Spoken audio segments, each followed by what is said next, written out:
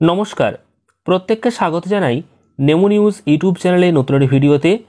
এবার থেকে প্রাথমিক স্কুলেও চালু হতে চলেছে সেমিস্টার পদ্ধতি, অর্থাৎ ক্লাস 1 থেকেই চালু হয়ে যাচ্ছে সেমিস্টার।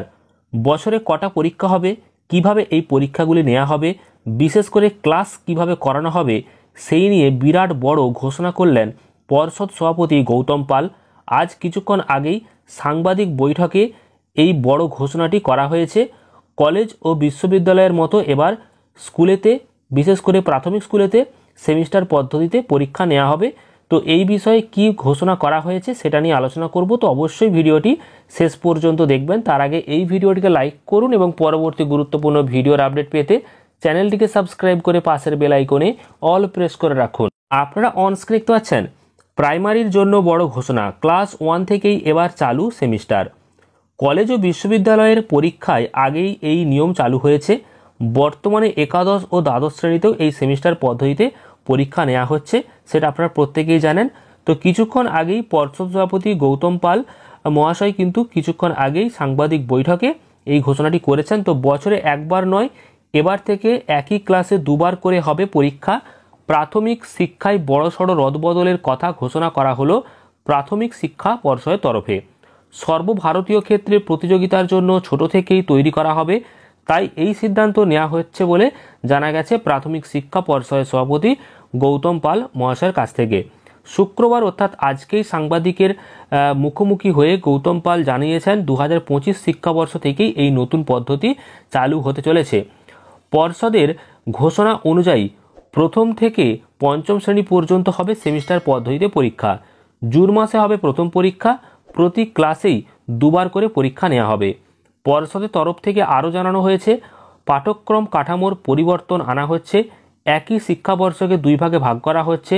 জানুয়ারি থেকে জুন মাস পর্যন্ত একটি এবং জুলাই থেকে ডিসেম্বর মাস পর্যন্ত আরও একটি, অর্থাৎ বছরে যে দুটো পরীক্ষা হবে সেটা জানুয়ারি থেকে জুন মাস অর্থাৎ 6 মাস, তারপর আবার জুলাই থেকে ডিসেম্বর পর্যন্ত বাকি 6 মাস কিন্তু পরীক্ষাটা দুটো ভাগে ভাগ করা হচ্ছে। মুখ্যমন্ত্রী মমতা বন্দ্যোপাধ্যায়ের এই প্রস্তাবে অনুমোদন দিয়েছেন বলে জানান গৌতম পাল মহাশয়। এর পাশাপাশি জাতীয় শিক্ষানীতির ওপর ভিত্তি করে এনসিইআরটি একটি কারিকুলাম ফ্রেমওয়ার্ক তৈরি করেছে।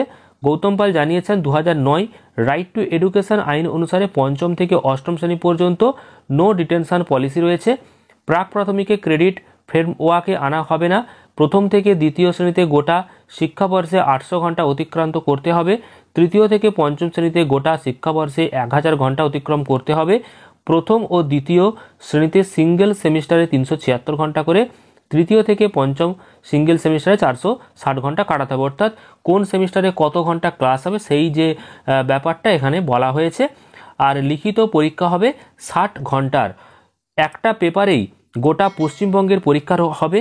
পর্ষদের ঠিক করে দেওয়া প্রশ্নপত্রেই কিন্তু এই পরীক্ষাটা হবে। অর্থাৎ এই যে এবার পরীক্ষাগুলো যেগুলো হবে সেগুলো কিন্তু পর্ষদ নিজে থেকে ঠিক করবে। অর্থাৎ মাধ্যমিক উচ্চ মাধ্যমিকের মতো একটা প্রশ্নতেই গোটা পশ্চিমবঙ্গের ছাত্রছাত্রীরা পরীক্ষা দেবে।